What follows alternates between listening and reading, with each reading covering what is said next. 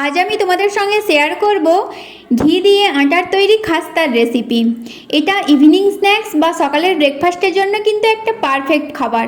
তার জন্য আমি এখানে কিছুটা পরিমাণ আটা নিয়ে নিয়েছি, সেখানে দিয়েছি একটু হালকা লবণ, আর দিয়েছি একটু সামান্য পরিমাণ চিনি, আর দিয়েছি ঘি। ঘি দিয়ে এইভাবে একটু ভালো করে মাখিয়ে নিচ্ছি। ঘি দিয়ে একটু হালকা জলও দিয়েছি, দিয়ে এবার আমি এটাকে ভালো করে একটু মাখিয়ে নেব। এটা কিন্তু সম্পূর্ণ ঘিতেই ভাজতে হবে আর ঘি দিয়েই তৈরি করতে হবে, তাহলেই ভালো লাগবে খেতে। এখন আমি দিয়ে দিলাম কিছুটা পরিমাণ ঘি। উপর থেকে এইভাবে বুলিয়ে ওই আধ ঘন্টা 45 মিনিট মতো রেস্টে রেখে দিতে হবে। এটা খুব তাড়াতাড়ি ঝটপটে করে বানানো যায়, তো এটা আপনারা অবশ্যই বাড়িতে কিন্তু ট্রাই করতে পারেন। এইভাবে আমি একটু বেশি পরিমাণ ঘি দিয়েছি যাতে টেস্টটা সুন্দর আসে। ঢাকা চাপিয়ে কিছু সময়ের জন্য রেখে দিয়েছিলাম।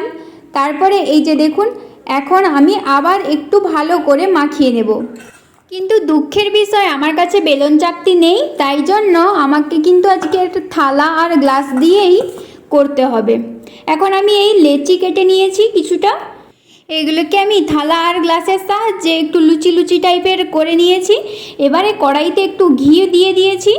একটু বেশি পরিমাণ ঘি লাগবে কিন্তু কড়াইতে, এইভাবে যেহেতু আমার কড়াইটা গভীর নয়, একটু সমানভাবে আছে, তাই জন্য আমি চামচের সাহায্যে আমি বুলিয়ে দিচ্ছি পুরো কড়াইটাতে।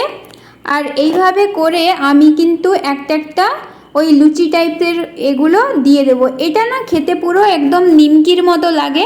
নিমকি কিন্তু বেশ আমার খেতে প্রচণ্ড ভালো লাগে। এই যে দেখুন কত সুন্দরভাবে ভাজা হচ্ছে। কিছুটা টাইম লাগবে, ধিমি আঁচে কিছুটা রেখে দেবো এইভাবে আস্তে আস্তে হওয়ার জন্য, তাহলে কিন্তু ভালো হবে।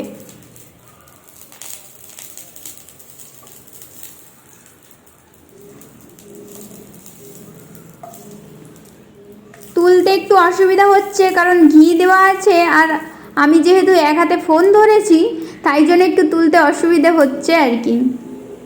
এইভাবে আমি আরও কয়েকটা করে নেব। এই যে এইভাবে করে নিয়েছি।